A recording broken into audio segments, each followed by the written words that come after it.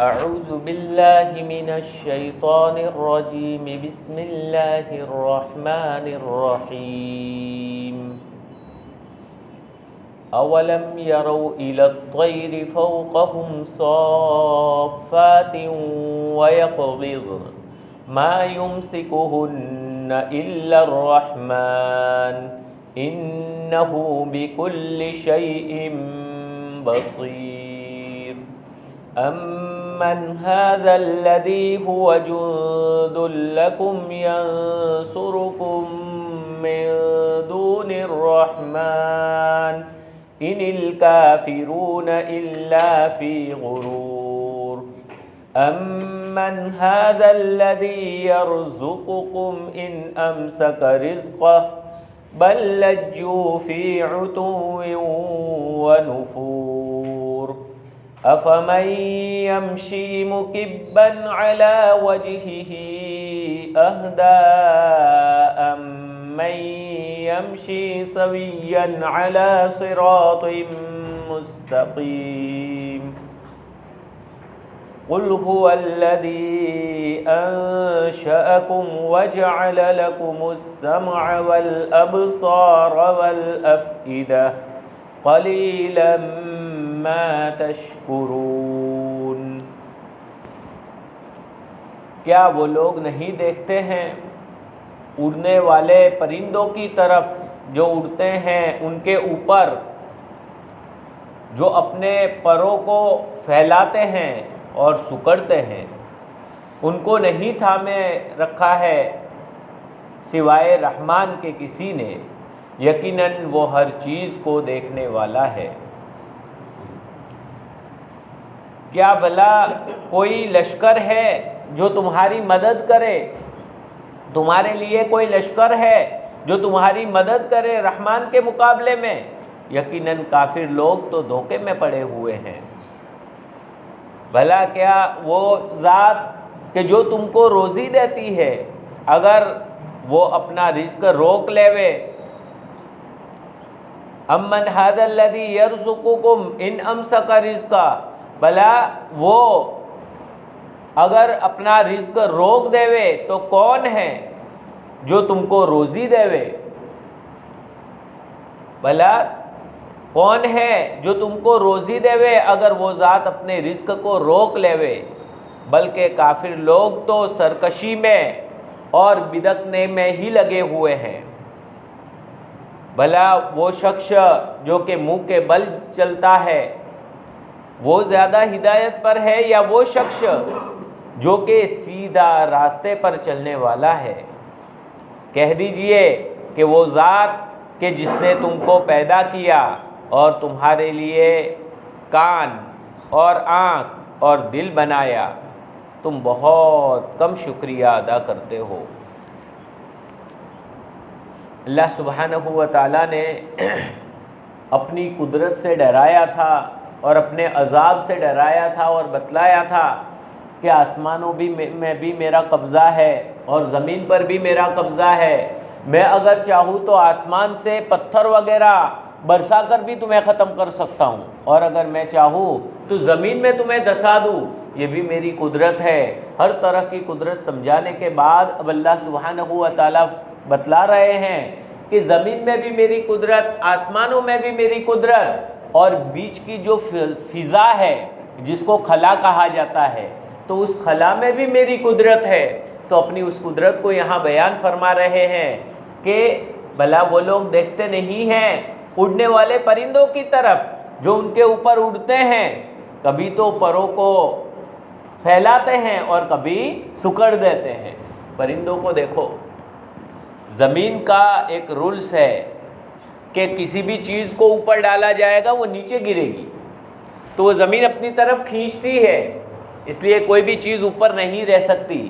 اللہ سبحانہ و تعالیٰ کی وہ ذات کہ جس نے پرندوں کو اس انداز سے بنایا کہ جو آسمان میں پروں کو حرکت دے کے اڑتے ہیں، اور اس کے بعد پھر آسمان میں آپ دیکھو کہ ایک حد تک چلے جانے کے بعد پھر پروں کو بالکل یوں کر دیتے ہیں اور یوں ہلاتے بھی نہیں ہیں اور اسی طرح سے یوں اڑتے رہتے ہیں۔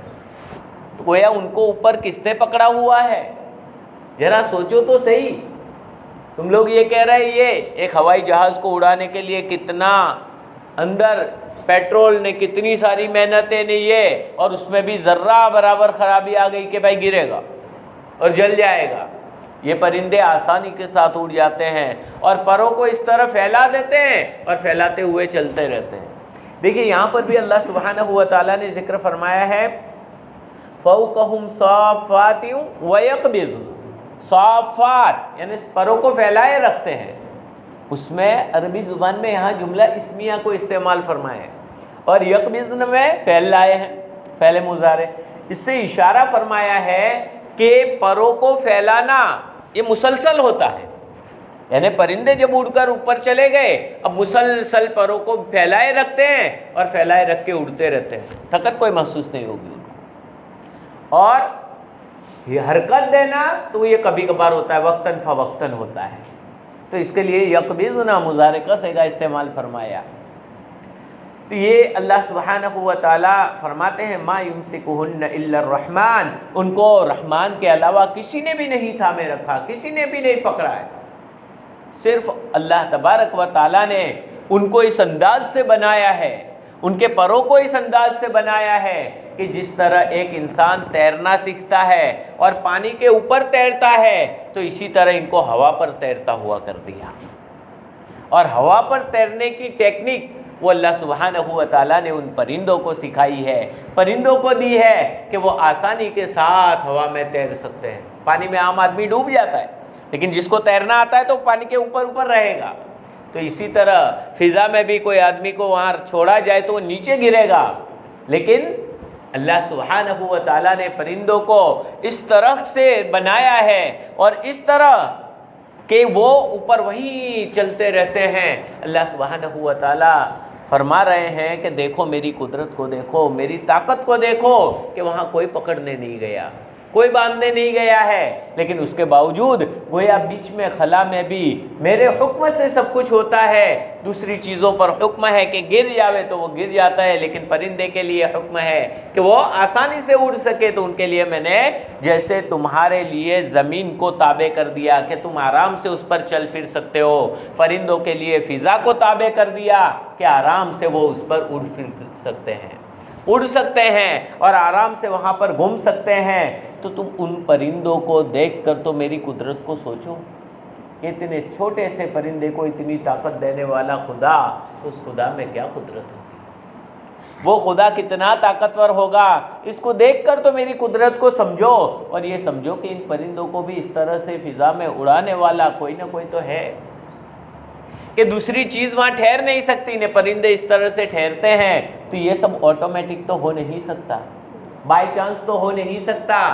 یہ بالکل کوئی بالارادہ کرنے والی ذات ہے جو سب کچھ کر رہی ہے، اور سب کچھ وہ اس کی نظروں کے سامنے ہے. انہ بکل شیء بصیر. یہ مت سمجھو کہ یہاں دنیا میں کیا ہو رہا ہے، وہ پرندے کیسے، ارے ہر ایک کو ہم دیکھ رہے ہیں، ہر ایک پر ہماری نظر ہے. انہ یقیناً وہ ہر چیز کو دیکھنے والے ہیں، ہر چیز پر نظر ہے، ہر چیز اللہ تبارک و تعالیٰ کی قدرت کاملہ کے ذریعے سے چل رہی ہے. جیسے ہی اللہ تبارک و تعالیٰ کا حکم آئے گا وہ پرندہ بھی مردہ بن جائے گا. اب مردہ پرندے کو جتنا بھی اڑاؤ نہیں اڑے گا وہ. کیوں؟ اللہ تبارک و تعالیٰ نے وہ طاقت کو چھین لیا. اب اس کو اوپر پھینکو گے وہ نیچے ہی گرے گا جیسے دوسری چیزیں گرتی ہے. اللہ تبارک و تعالیٰ نے ایک روح ڈالی تھی اور اس کے بعد اس کو وہ ٹیکنیک دی تھی، اور اللہ تبارک و تعالیٰ نے اس طرح سے اس کو بنایا تھا کہ وہ آرام سے تیر لیتا تھا ہوا پر. امن هذا الذي هو جند لكم ينصركم من دون الرحمن. بھلا کون ہے، کیا کوئی لشکر ہے تمہارے لیے جو تمہاری مدد کرے. یعنی جب اللہ تبارک و تعالیٰ کی اتنی قدرت کو بیان کیا گیا، آگے بیان کیا گیا کہ اللہ تبارک و تعالیٰ زمین میں دھسانے پر بھی قادر ہے. اللہ سبحانہ و تعالیٰ آسمان سے بارش برسانے، کنکر کی بارش برسا کر تمہیں ختم کرنے کے لیے پر بھی قادر ہے. اللہ سبحانہ و تعالیٰ سے ڈرتے رہو. ابھی بھی تم ڈر نہیں رہے ہو، اس اللہ کو مان نہیں رہے ہو، تو کیا کوئی تمہارے لیے ایسا لشکر ہے جو تمہاری مدد کرے اللہ کے مقابلے میں؟ اللہ سبحانہ و تعالیٰ کے مقابلے میں کیا کوئی ہے لشکر؟ ہو تو بلاؤ۔ وہاں تو کوئی لشکر نہیں ہے، کسی کا کچھ نہیں چلتا وہاں پر۔ تو شیطان یہاں پر جو گمراہ کرتا ہے اور کہتا ہے کہ ارے یہ کرو وہ کرو، وسوسے ڈالتا رہتا ہے، نماز چھوڑ دو، دین کو چھوڑ دو، چلے گا چلے گا چلے گا، ہمارے دلوں میں ڈالتا ہے جو مسلسل، وہ شیطان قیامت کے دن جب اللہ سبحانہ و تعالیٰ اس کو بھی پکڑیں گے، چل تو بھی اور جس کو تو نے بھٹکایا ہے، دونوں کو ساتھ میں باندھ کر جہنم میں ڈالا جائے گا۔ جب یہ ہوگا تو وہ کہے گا میں تیرے کہنے میں آ گیا۔ انسان کہے گا اپنے شیطان سے کہ تو نے مجھے پھنسایا اور تیرے کہنے کی وجہ سے تیری بات کو میں نے مان لیا، اس لیے، اور تو کہتا ہے کہ کچھ نہیں ہونے والا ہے، آخرت میں کچھ بھی نہیں ہے اور یہ سب اب بچا۔ وہ کہتا میرا کیا قصور ہے، میں نے تو ایک بات تم کو کہی، تم نے مان لی۔ کس نے کہا تھا مان لینا؟ وہ بھی گم جائے گا، وہ بھی اپنا بچاؤ کرنے کے پیچھے لگ جائے گا، حالانکہ نہ وہ بچ سکے گا اور نہ جس کو اس نے گمراہ کیا ہے وہ بچ سکے گا، دونوں کو ساتھ میں جہنم میں ڈال دیا جائے گا۔ اللہ سبحانہ و تعالی ہماری حفاظت فرمائے۔ تو کیا کوئی، اللہ سبحانہ و تعالی فرماتے ہیں کہ کیا تمہارے لیے کوئی لشکر ہے ایسا جو رحمان کے علاوہ تمہاری مدد کر سکے؟ بعضوں نے ترجمہ کیا ہے رحمان کے علاوہ کوئی لشکر ہے جو تمہاری مدد کر سکے، بعضوں نے ترجمہ کیا ہے رحمان کے مقابلے میں کیا تمہارے لیے کوئی لشکر ہے جو تمہاری مدد کر سکے؟ ان الکافرون الا فی غرور، یقیناً کافر لوگ تو دھوکے میں پڑے ہوئے ہیں۔ کافر اللہ سبحانہ و تعالیٰ کا انکار کرنے والے، اللہ سبحانہ و تعالیٰ کے نبیوں کا انکار کرنے والے، یہ سب کافر ہے۔ آخرت کی باتوں کو نہ ماننے والے، یہ سب کافر ہے۔ آخرت پر پختہ یقین نہ رکھنے والے، یہ کافر ہے۔ آج کل کہہ دیتے ہیں نا، ارے کون مر کے آیا ہے نا، کس نے دیکھا ہے ابھی تو، یہ تو ہے تو اپنے مانتے، باقی کون دیکھ کے آیا ہے؟ اس میں شک کرو گے تو شک کی وجہ سے بھی کفر ہو جائے گا، آدمی کفر میں مبتلا ہو جائے گا۔ توحید، رسالت اور آخرت یہ تو بنیادی عقائد ہے، ان میں ذرہ برابر کمی کوتاہی نہیں ہونی چاہیے۔ اور نبی کریم رسالت کے پیچھے یہ پوری باتیں آئے گی کہ حضور اکرم صلی اللہ علیہ وسلم جو دین لے کر آئے، جو دین کی باتیں بتلائی، ایک ایک کو سچا ماننا پڑے گا۔ قرآن کو سچا ماننا پڑے گا، سارے فرشتوں کو جن کی بھی پیشن خبر دی اللہ کے نبی صلی اللہ علیہ وسلم نے اور آئندہ کی پیشن گوئی دی، یہ ساری باتیں سچی ہے۔ تو یہ یقیناً کافر لوگ یہ دھوکے میں پڑے ہوئے ہیں، یعنی ان کو صرف سامنے سے یہ دنیا نظر آتی ہے، آخرت کی کوئی چیز نظر نہیں آتی، تو اس کو وہ تسلیم بھی نہیں کرتے، مانتے بھی نہیں ہیں۔ ایک مرتبہ ہمارے گھر والوں کو ہی وہاں ایڈمٹ کیا تھا، آپریشن ہوا اس وقت، تو ایک ڈاکٹر آیا۔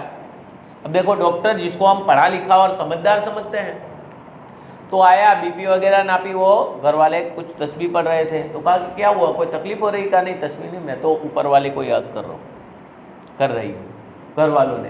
تو وہ ڈاکٹر کہتا ہے دیکھو جس کو ہم سمجھدار سمجھتے ہیں، خالی اسکول کی تعلیم سے اور خالی یہ دنیا پڑھنے سے آدمی سمجھدار نہیں ہوتا، بلکہ بیوقوف بنتا ہے۔ ساتھ میں دین چاہیے، تب جا کر عقل مند بنے گا، ساتھ میں دین نہیں ہوگا تو بھٹکے گا۔ یہ کہہ رہا تھا ڈاکٹر کہ ارے وہ کہاں دکھائی دیتا ہے، جو نہیں دکھائی دیتا اس کو میں نہیں مانتا۔ غصہ تو مجھے اتنا آیا، میں پاس میں کھڑا تھا، میں نے کہا بھائی تجھے ماننا ہو مان، تو دوسروں کا ایمان کیوں خراب کر رہا ہے شیطان؟ پھر میں نے ٹھنڈے دماغ سے ڈاکٹر صاحب سے بات کی، میں نے کہا اس کو بھی ٹھنڈے دماغ سے ہی سمجھانا پڑے گا۔ میں نے کہا ڈاکٹر صاحب آپ ڈاکٹر ہیں؟ تو میری طرف دھیان یوں دیکھنے لگا، ہاں ڈگری ہے میرے پاس، یہ مجھے یہ پوچھتے ہو تم؟ میں نے کہا نہیں ڈاکٹر صاحب، میں اس لیے پوچھ رہا ہوں کہ پیشنٹ کہے گا کہ سر مجھے پیٹ میں درد ہو رہا ہے، تو پیٹ میں درد دکھے گا آپ کو؟ ایسا کوئی کیمرہ یا ہے کہ جس کے ذریعے آپ گولی کیوں دیتے ہو، اس کو انجیکشن کیوں دیتے ہو؟ درد دکھتا ہے؟ وہ کہہ رہا تھا کہ بغیر جو چیز نظر نہیں آتی اس کو میں نہیں مانتا۔ تو میں نے کہا کہ درد دکھتا ہے آپ کو؟ مانتے ہیں کہ نہیں کہ درد ہو رہا ہے اس کو؟ تو میں نے کہا ہر چیز جو نہ دکھے وہ نہیں ہے ایسا نہیں کہہ سکتے. اس لیے جس طرح درد ہوتا ہے لیکن نظر نہیں آتا، لیکن وہ بیچارہ پریشان ہے. آپ کہو گے نہیں نہیں نہیں نظر نہیں آتا اس لیے میں نہیں مانتا ہوں، ایسا کہہ دو گے پیشنٹ کو. تو میں نے کہا کوئی آپ کو ڈاکٹر کہے گا، اس لیے میں نے پوچھا کہ آپ ڈاکٹر ہیں؟ وہ کہنے لگا نہیں نہیں صحیح ہے، آپ کو جو سمجھ میں آ رہا ہے وہ کرو، کر کے ایسا ہی بھاگا ہے. وہ غیر مسلم تھا لیکن پھر بھی چوپ چاپ وہاں سے بھاگا. یعنی ملحدہ نہ دماغ، پھر بس سب نیچرلی یعنی آٹومیٹک پر لے جاتے ہیں. تو یہی دھوکے میں پڑے ہوئے ہیں کہ بس یہ نظر آتا ہے تو یہی ہے، اور جو بس ہم دیکھ رہے ہیں تو یہ سب آٹومیٹک ہو رہا ہے. حالانکہ آٹومیٹک کوئی چیز نہیں ہو رہی ہے. ارے ایک چھوٹی سی گاڑی بائک کسی ڈرائیور کے چلائے بغیر ڈائریکٹ سے آٹومیٹک نہیں چلتی. دوسری بھی جو بھیجتے ہیں وہ خلا میں سائنسدان، تو اس میں بھی کمپیوٹر پہ بیٹھا ہوا ہینڈلنگ کرنے والا ایک آدمی ہوتا ہے، تب جا کر وہ ہینڈلنگ ہوتا ہے. اس کے بغیر کچھ بھی نہیں. ریموٹ کنٹرول تو بھی ریموٹ چلانے والا ہوتا ہے، اس سے وہ چلتا ہے، آٹومیٹک نہیں چل سکتا. تو اس سے اتنی پاگل پن والی بات کہ یہ آٹومیٹک اتنی بڑی دنیا چل رہی ہے اور آٹومیٹک اتنی بڑی دنیا ہو گئی، کیسے ہو سکتا ہے؟ یہ ہرگز نہیں ہو سکتا. ضرور اس دنیا کا بھی چلانے والا ہے.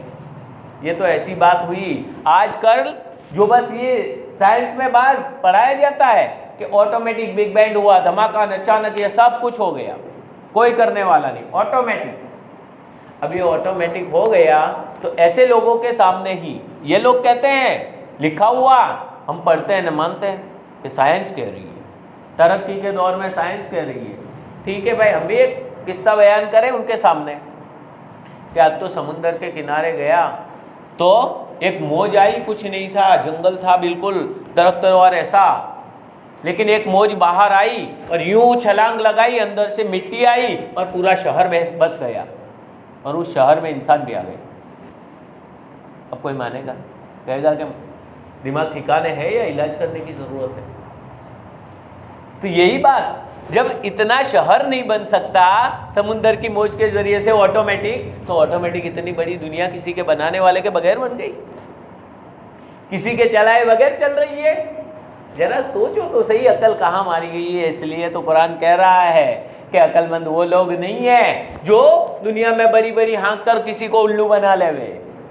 اصل میں عقل مند تو وہ ہے جو اللہ سبحانہ و تعالیٰ کو یاد کرتے ہیں، اللہ سبحانہ و تعالیٰ کا ذکر کرتے ہیں، وہ ذکر میں لگے رہتے ہیں، اس پر یقین کرتے ہیں، وہ صحیح معنی میں عقل مند ہے. اس لیے کہ ان لوگوں نے تو یہ دنیاوی چیزوں کے، ظاہری چیزوں کے پیچھے پڑے ہوئے ہیں، اور عقل مند وہ لوگ ہیں جو ظاہری نہیں بلکہ نہ دکھنے والی چیزوں پر بھی حاصل کرتے ہیں، اور اس اللہ سے کو حاصل کرتے ہیں، اس اللہ رب العالمین کی محبت کو اپنے دلوں میں بساتے ہیں، اور ان کے دلوں میں گویا خدا بس جاتا ہے، خدا کا تعلق ان کو نصیب ہو جاتا ہے. تو یہ حاصل کرنے والے یہ لوگ ہوتے ہیں، وہ عقل مند ہے صحیح معنی میں.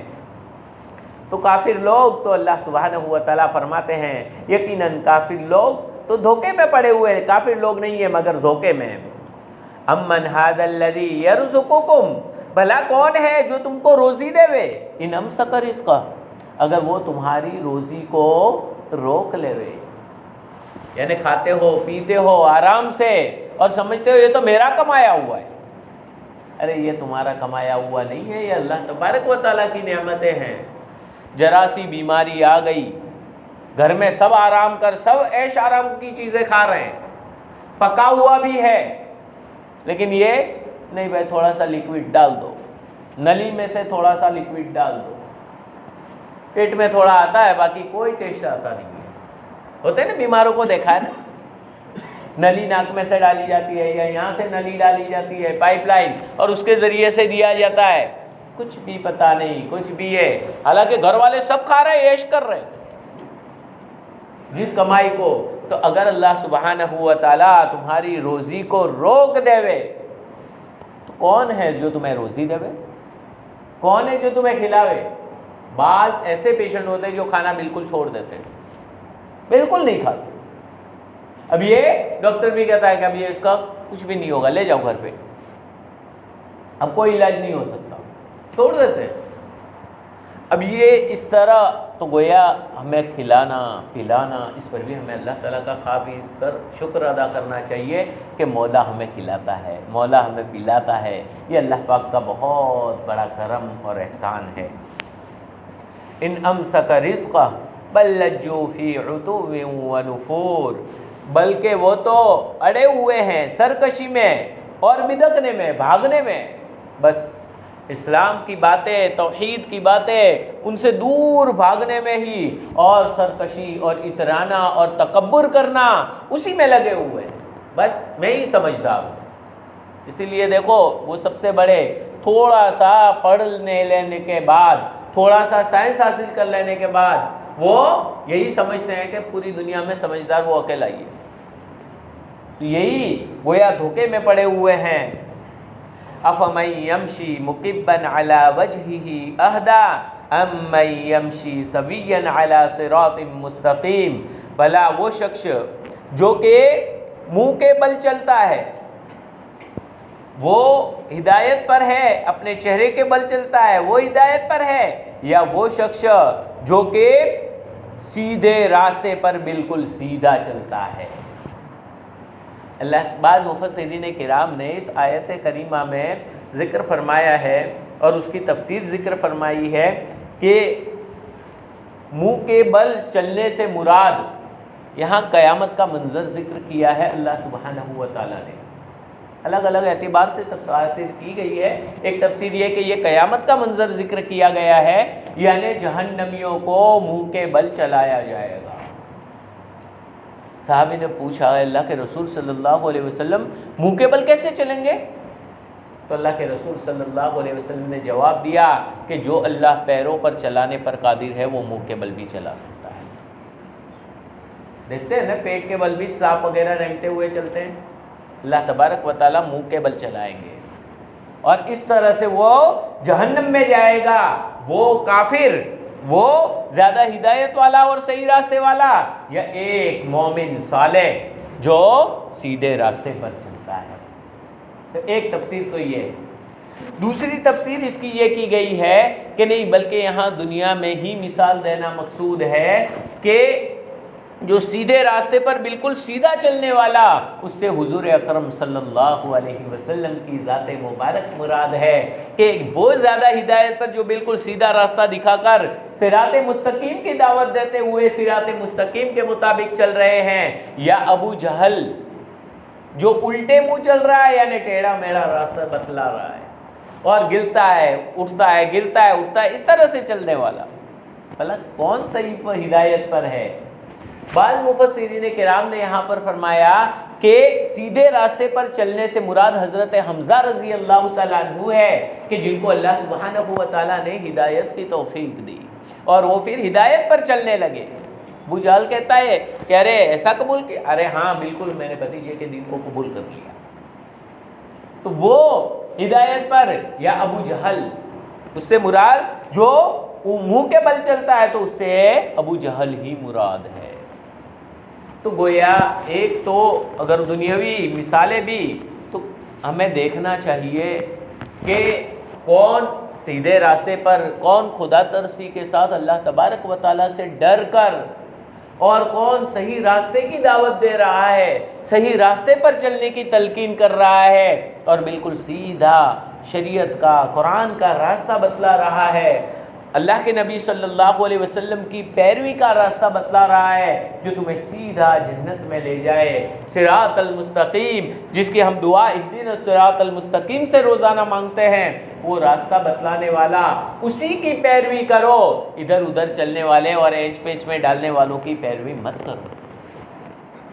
اور اس کے لیے اگر علم اللہ تبارک و تعالیٰ نے دیا ہے تو اس صورت کے اندر تحقیق کر سکتا ہے، لیکن جن لوگوں کو جو عالم نہیں ہے، غیر عالم ہے، ان کے لیے یہی ہے کہ وہ سیدھا راستہ چلنے والا وہی ہدایت پر ہے تو اسی کے پیچھے چلے۔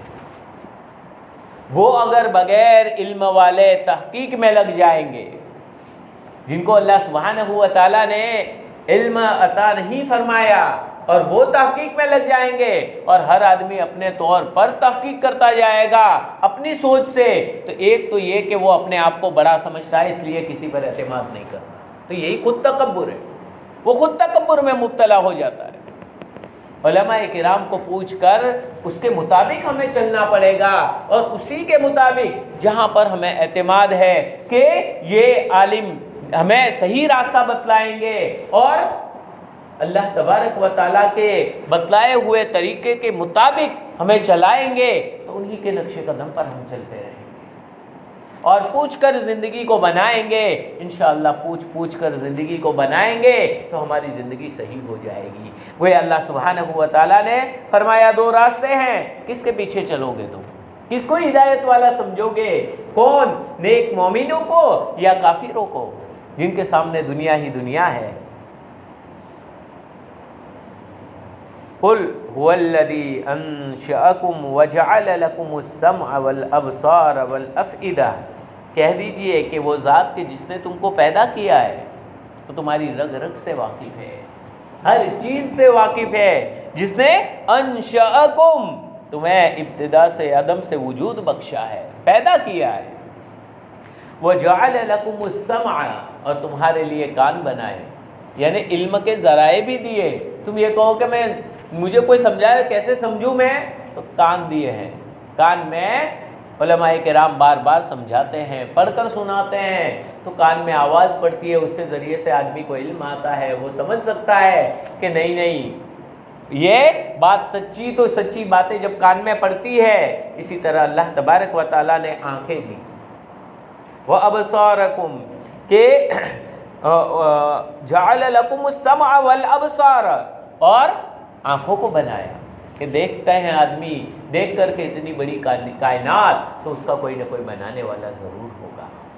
باتیں سنتے ہیں اور علم زیادہ حاصل ہوتا ہے سننے کے ذریعے سے دیکھنے کے مقابلے میں، اس لیے اللہ سبحانہ و تعالیٰ نے بھی یہاں کانوں کو مقدم کیا، آنکھوں کا بعد میں تذکرہ کیا، اس لیے کہ سن کر پہلے علم حاصل ہوتا ہے اور سننے کے ذریعے سے زیادہ جانکاری ہوتی ہے آنکھوں کے مقابلے میں، اور پھر آنکھوں کو، اور پھر اس کے بعد یہ بتلایا کہ آنکھوں سے دیکھ کر، کانوں سے سن کر جو علم تمہیں حاصل ہوا ہے اس کو خالی دماغ تک محدود مت رکھنا۔ آدمی دماغ کو ہی اصل سمجھ لیتا ہے، اسی لیے سائنسدان بھی بٹکے اور انہوں نے دماغ ہی کو اصل بتلا لی، سمجھ لیا، اور دماغ میں خالی کہاں یاد ہو گیا تو ہو گیا علم۔ دماغ اصل نہیں ہے، دماغ کے بعد جو دل میں بستا ہے وہ دل اصل ہے، دل میں بٹھانا چیز کو، اسی لیے اللہ سبحانہ و تعالیٰ نے سب کے آخر میں فرمایا والافئدہ، دل کو بھی بنایا ہے۔ وہ ذات کے جس نے تم کو پیدا کیا اور تمہارے لیے کانوں کو اور آنکھ کو اور دل کو بنایا، لہذا دل سے سوچو اور دل میں بٹھاؤ، دل سے، آنکھوں سے تم دیکھتے ہو کہ یہ اتنی بڑی کائنات، کانوں سے سنتے ہو یہ ساری صدائیں، ساری الگ الگ آوازیں، تو یہ سب بنانے والا، اب دل سے سوچو کہ اس کا بنانے والا کوئی نہ کوئی ہے، یہ خود آٹومیٹک نہیں چل سکتا، ضرور اس کا بنانے والا وحدہ لا شریک لہ، کوئی ایک خدا موجود ہے، اور اسی خدا نے یہ ساری نظام، ساری کائنات کو بنایا ہے، تو مجھے اس خدا کے تابع ہو جانا چاہیے، اس خدا کی فرما برداری کر کے اپنی زندگی کو گزارنا چاہیے۔ اللہ سبحانہ و تعالی ہم تمام کو اللہ سبحانہ و تعالی کی مرضیات پر چلنے والا بنائے اور اسی کے مطابق اپنی زندگی کو گزارنے والا بنا دے۔